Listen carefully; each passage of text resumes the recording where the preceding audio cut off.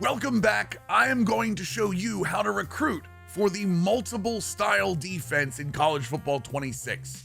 The multiple defense is great at disguising coverages, disguising pressure, and keeping a symmetrical look for most of the formations. A lot of the formations in the base will show 5 down linemen, 2 backers, and 4 defensive backs. When you get to the nickel, then you start weighing the sides a little bit heavier, and you'll see that as we go. As we always do, start with what is on the field at the time. I'm going to show you in the depth chart what shows up in each spot. Don't forget, in the description, you will have a Google sheet completely free to use that shows every formation in the game for defense and what spot on the depth chart fills what hole in the formation. It's a great reference sheet if you're trying to figure out different packages, what you want to put on the field at different times. If any of this helps you, please don't forget, subscribe to the channel, like it, comment, get some good football talk going there. We're trying to get all these videos out and going to move on to the offense coming up next. As we do always start here, we're going to talk about what different formations and what it is in the depth chart here. You'll notice over solid right here. What is it? 5 men on the line of scrimmage. Under, 5 men on the line of scrimmage. 3-4 tight. Again, 5 men on the line of scrimmage. 3-4 bear, we move down to a 6-man look, but it's going to look 3 men on either side of the center. So, and then you get the 5-2, which is back to your 5 men. A lot of these base coverages right here, a lot of these base formations, the 4-3, 3-4, and 5-2, while they use different personnel, they look very similar to the quarterback, and that's very important against CPU quarterbacks in this game, especially on Heisman. One of the formations we're going to spend the most time in is going to be the 4-3 under. And if you look at the 4-3 under, we have the right edge right here. We have the left edge just inset. We have the nose tackle, who's going to be lined up a little bit to the right of the center, just over top of him. So you're going to be nose tackle. And you're going to have your defensive tackle right here, your 3-tech. Right here is going to be your Sam linebacker. This formation, if you have seen it before, this is what the Seattle Seahawks used back in the Legion of Boom days specifically. We went over this in another video, but this is the video where Bruce Irvin was the Sam backer here that used to line up on the line of scrimmage and be able to back off into coverage, was really kind of a jack of all trades for that defense. But the other one we're going to use a lot here is the 3-4 tight. Again, it's a symmetrical defense. When we go ahead and draw a line down the field, you're going to see this and this looks very similar. The difference here is your nose tackle, your DT1, so nose tackle DT1, and then this is DT2. Again, all of this is on that Google sheet in the description. Don't worry about screenshotting. It's all right there for you. Then you get your left edge and your right edge. Now, the one thing about this is, and I've told you guys this before, I really do like to kind of put Sam linebackers in at the edges. It's not always the best way. Some people, I know you lose out on some of the pass rushing abilities, but when you see all the different things that the edges do in this defense, right here, back into coverage, right here, back into coverage, right here, back into coverage, right here into coverage. There's a lot of times the edges drop out in the 3-4, and 3-4 edges don't necessarily get zone coverage abilities, whereas outside linebackers or Salmons and Wills do get pass rushing ratings.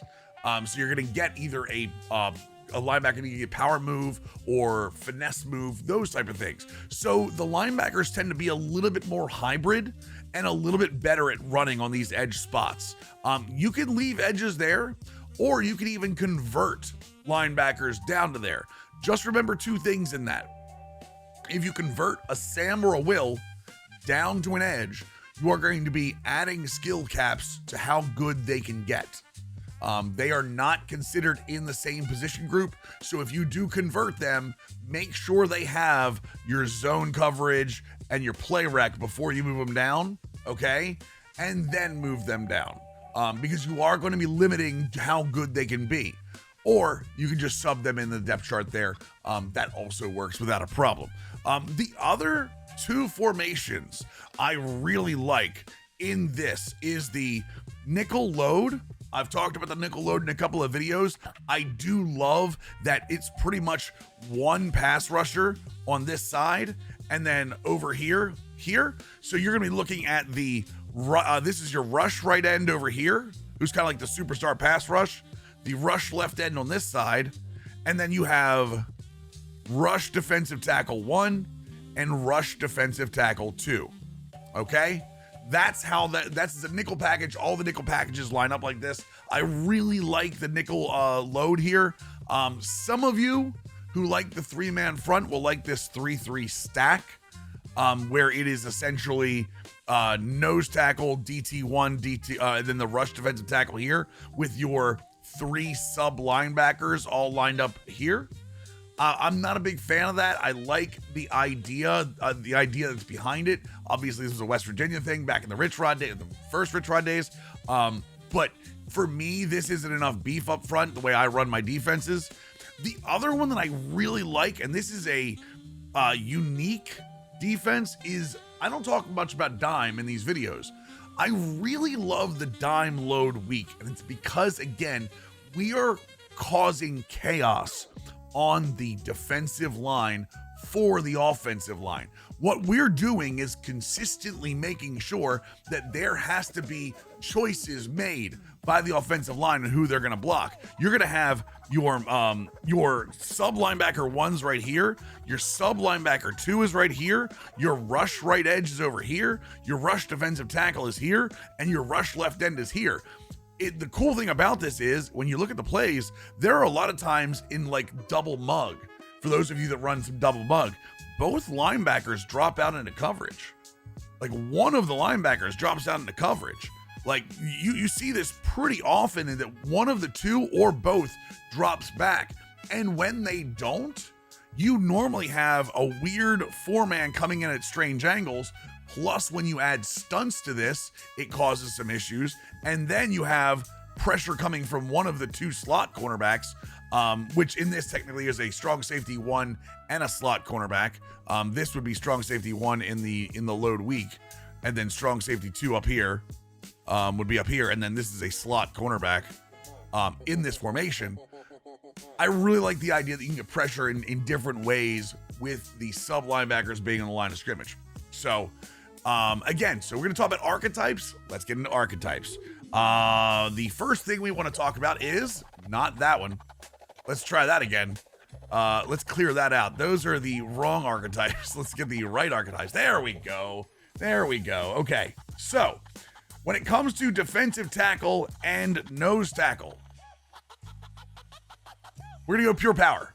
Now, I will say Gap Specialist will do a lot of this too, but after the last title update where we have the ability for pure power to get to their abilities very quickly, I think pure power is the best inside, both for pass rushing and for stopping the run. I think they're the best overall defensive tackle in the game, and you don't need to be too specialized with this defense. Again, a lot of what you're putting out there is symmetry. You're putting out symmetrical looks. So again, you're going to look for strength, block shed. You can go for power move and finesse move as well if you want these guys to be pass rushers.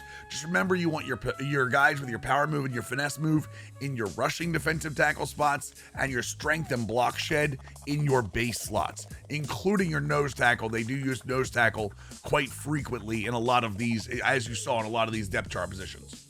For the edges, and the edges that you'll be using will be more for the 4-3 than the 3-4, but the 4-3 and for the rushing in the nickel packages, that's what we want them to do. We want them to pass rush. We're looking for speed and power. So you're looking for finesse move, power move, and acceleration. A lot of people make the mistake of looking for speed in pass rush. You don't care about speed. You're not worried about that, because here's what it's going to look like to you. When you when you hit a tackle, let's say this is the offensive tackle, when you hit him and start that block, when you get off of that because of a move, a finesse move or power move, what's going to get you to the next level, to the quarterback or the running back? It's not your speed. Your speed is the top level. Speed's not spelled with an R. Your speed is your top level.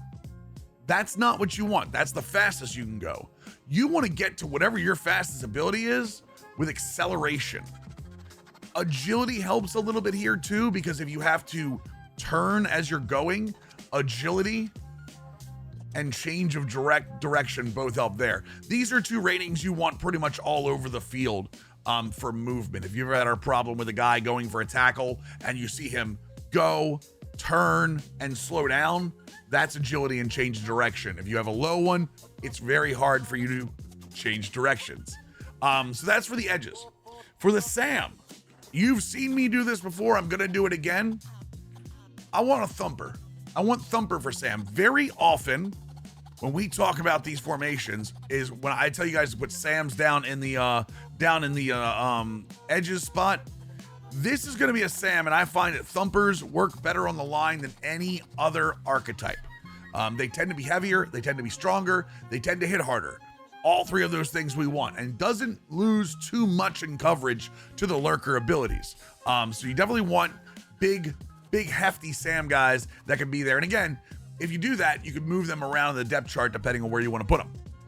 When it comes to the mic, again, I have my favorites. And those aren't going to change. I love signal callers. They do a little bit of everything. They're good at block shedding forward. I think they get the better abilities for being in the middle of the field. You're looking at, for signal caller, you're looking at takedown for tackle, wrap up for tackle. Workhorse means they're in the middle taking on blocks. They're not gonna get wear and tear too much. You're looking at blow up and you're looking at hammer. So again, they know how to put down the weight. They're there. They're actually really good in coverage, even though they don't have the lurker, the house call ability and the robber ability that lurkers do. But I'm gonna fix you there too, because your will linebackers are going to be lurkers. And one of the reasons I do this the most is because this way you can pick and choose backers to move around. Little known thing, if you play a Will at Sam or a Mike at Will, the penalty you get from playing them out of position is minimal, especially if they have team player. But that's a mental ability. But even without that, because you're moving them around in the same position group, doesn't really hurt them too much. The good news is when you move the linebackers to edge, since they're different position groups, you take a penalty to your awareness and your play rec, but when you're already down on the line, those don't matter as much. While I do like play rec on my edges and defensive tackle, especially for play action, most of the time you're not going to have to worry about that because they're down there for one reason and one reason only, and that's get the ball carrier who is always in their vision. That's important. Moving on, we're going to be talking about two different types of cornerbacks. The outside cornerback, which again, you will put in the cornerback slot in the depth chart. The slot cornerback and the cornerback are two different positions in the depth chart for me. My number 3 cornerback is not always going to be my slot guy. I line them up 1, 2, 3, 4 with guys that I want to play on the outside purposely. I do not necessarily want my slot cornerback to be a guy that plays on the outside. So I like bump and run in this. And bump and run is a very man-heavy version. It's not quite boundary corner, but it does get one of the abilities that I love on it is ball hawk. Ball hawk is the ability to react to a throw from the quarterback. It means you get better reaction, you get better break on ball. Bump and run also tends to be the fastest when it comes to cornerbacks. And if you're on the outside and you've played this game, you already know the corner that the CPU is trying to throw deep on you on the outsides if you're playing up in press coverage. The bump and runs get blanket coverage for man, jammer, which is for press coverage, which is again great for the outside. House call, ball hawk, and knockout if they have high enough hit power. They have to get to 86 hit power for the lowest version of knockout. Again, for those of you that know this game, Knockout is when the ball gets to the receiver. If the receiver catches it and you hit them, it's an increased chance at knocking that ball out. Again, if you've played the computer on Heisman, you know how important every single chance you can get to knock a ball out is, because it's very, very tough to knock the ball out on Heisman. So always good to have those. Slot cornerback. We're going to adjust this a little bit. My slot cornerbacks don't normally run down the field. I normally like them to play field. Their goal is about 15 yards and out. I do this in cover 2 a lot. I do this in cover 3 a lot. Even when I call match coverages, normally my match coverages are accompanied by a good pass rush. And the field cornerbacks do pretty much everything I need them to do zone-wise for me. Plus, they get blanket coverage. Blanket coverage is the man ability which allows you to react better to the last cut of a route for man coverage. So again, when you're covering short, like short corners, you're covering short ends, you're covering drag routes, all of those things count as cuts in that very early one, and they can cover and do their best job on slot receivers who, again, tend to be really good route runners in this game. The CPU tends to put route runners or gritty possession receivers there. So I like field a lot. Plus they get enhanced reaction time. Again, they get ball hawk as well, which I think is important. So especially, again, I'm thinking of versus CPU and Heisman. That's where I'm thinking. I love having that extra, reaction time to the throws. Now, when it comes to safety, we have 2 different setups here. For free safety, we're going coverage. My free safety, I'm a Raven child at heart. My free safety is always going to be a coverage guy. It's going to be Ed Reed, okay? Best coverage safety we've ever known. He is going to be center field. If I wanted to get a Dawkins, if I wanted to get a Palomalu, if I wanted to get one of those types of safeties, I would go hybrid. But I save that for the strong safety spot, and you'll see here for in a second why. Free safety, I love coverage. I want them to get speed back there. I want them to know where they're supposed to be. I want high play rec. Play rec, by the way, play rec, I'm going to say this a million times to you. Play rec and awareness. I love, please don't get me wrong, I love speed, I love zone coverage. Every single player on your field should have high awareness and high play rec. If you're having a problem with one specific player on your field, check their awareness, check their play rec. Make sure both of those are high. There is a reason that low awareness players that are high rated but dumb don't play well. Trust me when I say this, and this goes for offense too. You're getting this little tip about 17 minutes in the video that no one else has gotten yet. It's because it's a video I'm going to put out later. Play rec, awareness. Preach it. Preach it to your friends. Anyway, so free safety, I want coverage. Now, here's the big difference in strong safety. Strong safety, I want you to go one of 2 ways, and this is going to be up to you. It is going to be coverage if you play 2 high, hybrid if you play 1. Now, you can recruit both and have both on tap if you need be, but if you play 2 high coverage, which means you play 2 safeties up, it means when you go into shells, when you do disguise shells, your disguise shells are cover 2, cover 4, cover 6, cover 9, or cover 2 man, technically. Those 5 shells, if you use any of those, if those are your default shells in your mind of going, I'm going to call cover 2 and then call cover 4 here. I'm going to put myself in a cover 2 shell and call a cover 3. Like, if you do any of those things, 2 high, you want coverage. If you call 1 high, sorry, it's cut off here, but if you call 1 high, and that is cover 3 or cover 1, again, this is how you run your defense. You can run these defenses either way. You want hybrid. And that's because normally if you call a 1 high defense, the strong safety is going to be down here while the free safety is in the middle of the field. That's the difference. That's the big difference here. And the reason you want hybrid is because he's closer to the line of scrimmage. He's going to have different abilities. He's going to have different speeds. Coverage tends to be, box is the slowest safety, but coverage tends to be the quicker one. Hybrid tends to be the most agile. So when you're down in this area, you're moving side to side and turning way more than this guy is. This guy runs a ton of straight lines. I find that hybrid safeties tend to be higher agility, higher change of direction, those type of things. But my center fielder, my big center fielder up here, he needs to be fast, which is what coverage does. So those are the 2 ways to do this. Those are the archetypes. So let's talk how to call this defense. It's an interesting concept because, again, it's symmetrical, but it's symmetrical both ways. If you go into like the 3-4 tight, which I love, by the way, if you were to run this shell as a cover 2, you're going to see pretty much this, honestly. You're going to see your 5 linemen. You're going to see your 2 backers. Technically, it's 3 backers, but we're going to call them on the line.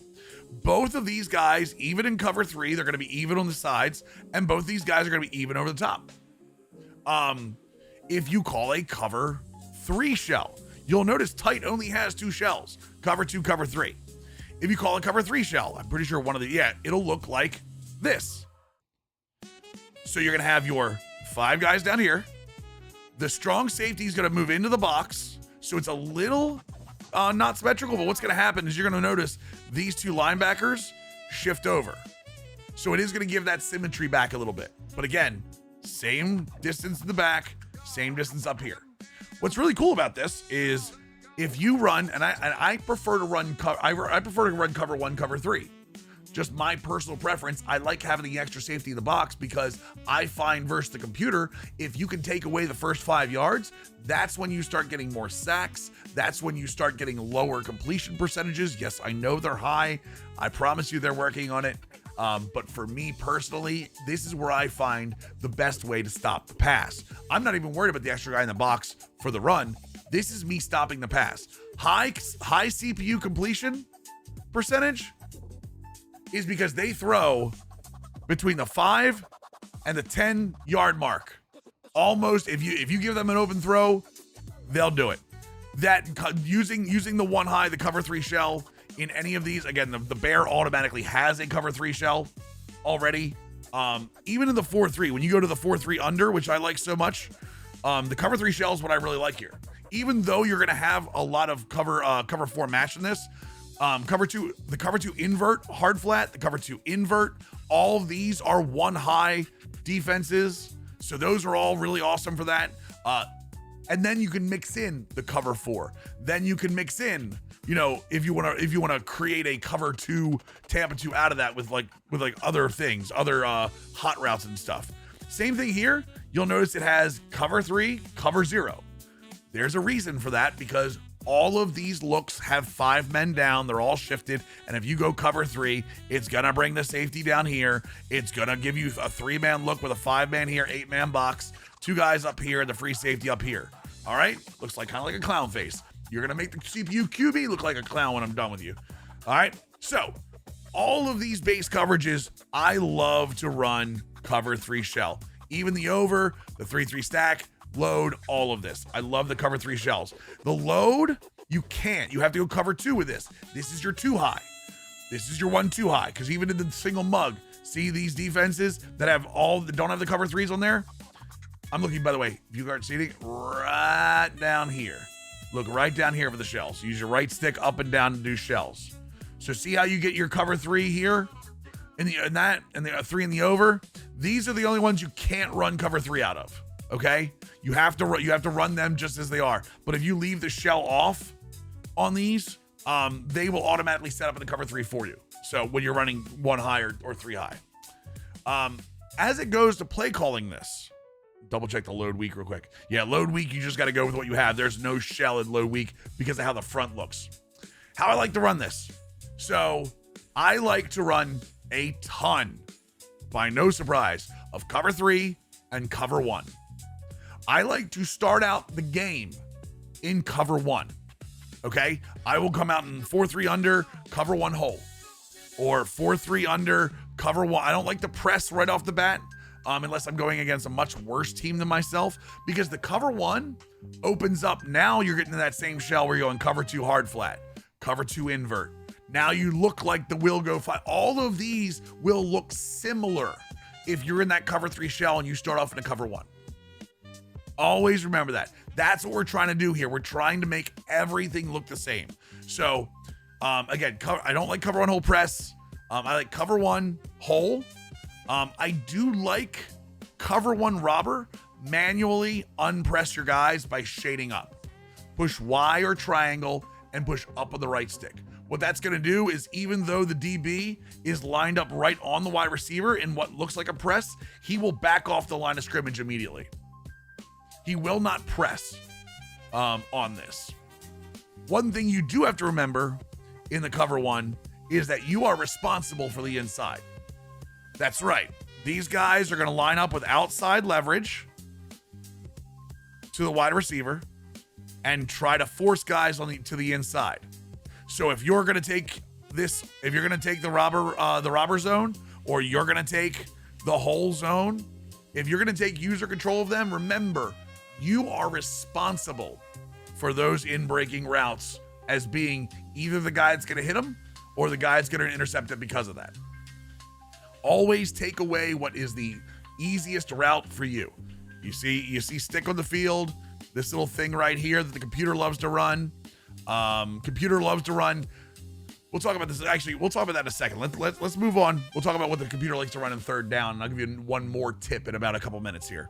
3-4 tight, same thing. We're gonna go 3 high. We're gonna run cover 3 match. We're gonna go cover 3 sky. Cover 3 sky is gonna be your bread and butter in this defense. Remember, purple means it's zone drops. If you shade up, they'll go back further, like up here.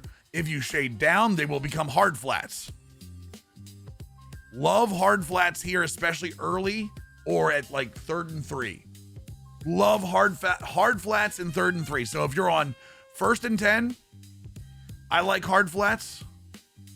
Or if you're in 2nd or 3rd and 3 or less, I like hard flats. Because the computer's just looking to get a first down. Most of the time, the computer's not looking to beat you deep on those. The computer's looking to beat you deep on like 2nd and 5, 3rd and 7, those type of things. So, love those. Really love saw blitz. If you've seen any of my videos, I don't like any kind of blitzes where you send more than 5. I don't think you need more than 5 in this game to succeed. That's why Hot Blitz 3, it will tell you in coach suggestions to run it. Do not run it. It is just one of those blitzes that I feel like the computer gets all of this room and this side and then just runs for days. If you're going to be calling more pass coverage stuff, we're going to go in the nickel. I'm going to show you 2 different things here. Load, which again, remember when we're doing load, we want to do stunts with the load, okay? Texas 4-man, El Paso, Pirate's a good one. Pirate is a great one.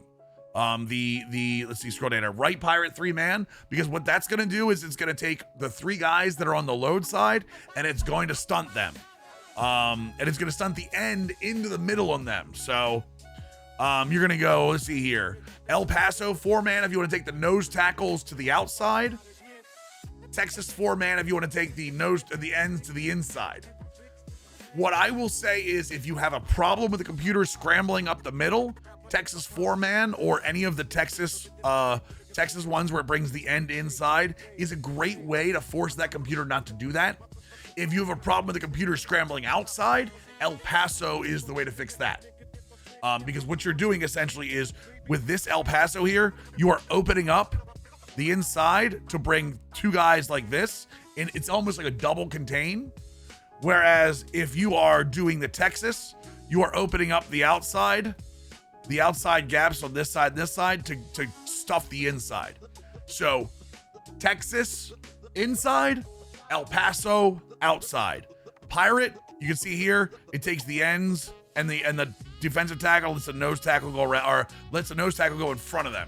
So those 3 you want to remember: right pirate 3-man, Texas 4-man, El Paso 4-man. Those are the stunts I really like to run in this game in terms of pass rush. So you get base pass rush. You don't have to actually blitz a ton. Again, out of your loads, we're going to go cover 3. Your cover 3 sky. Again, this is your bread and butter play for most of the time. Also, I will say it in every video, pink means match. Be very careful of that. Pink means match coverage. Purple means it's not. Don't like to run a lot of match coverage out of this. You can run a cover 4 quarters every once in a while, but I don't like to. I like to stick in zone with this. I think that, again, if you could take the first 5 yards away, like if this is the line of scrimmage, if you could take this away, I think you're good to go. Now, I told you I was going to give you one more tip on this, right? Well, The one tip is this. And again, load week. Load week, I love this because the sub linebackers are already on the screen. Let me show you something real quick. Awesome graphic, right? This is where we're going to leave this off at. 3rd and 5, right? How often do you see something like this? Computer, let's say, let's move this to yellow real quick. Let's say computer's on 30, has to get to the 25, right? Runs one of these. Curl, curl, curl, curl.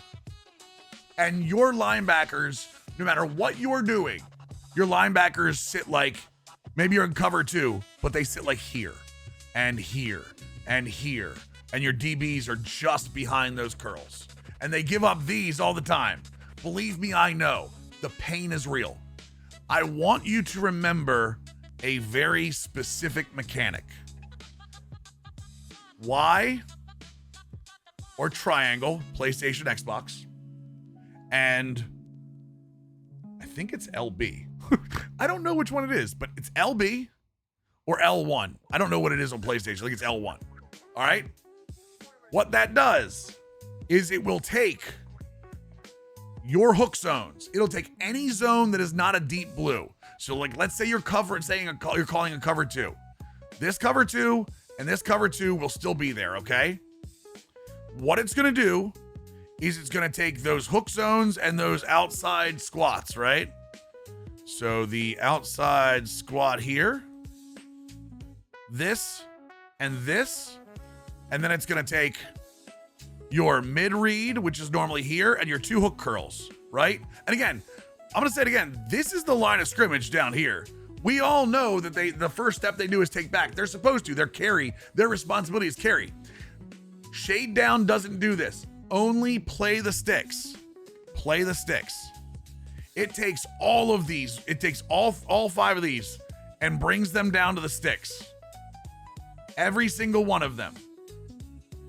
If you are at 3rd and 5, or 2nd and 5, I don't love it, but 3rd and 5 or less, play the sticks.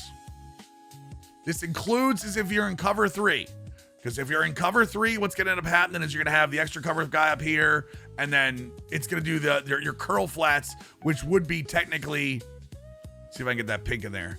Your curl flats, which would technically be here, right? And here, it's going to move them down too. It's going to move them down too.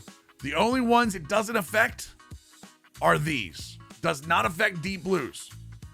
What this is going to do is all of those little curl routes that you get here, it's going to cover them. Every time the computer finds something around the 5-yard mark or the 3-yard mark or in the end zone where play the sticks plays the end zone line, all of those play the sticks is going to bring them down. What you have to worry about with this is because it doesn't affect the deep blues are 20 yards back, right here. You're up here.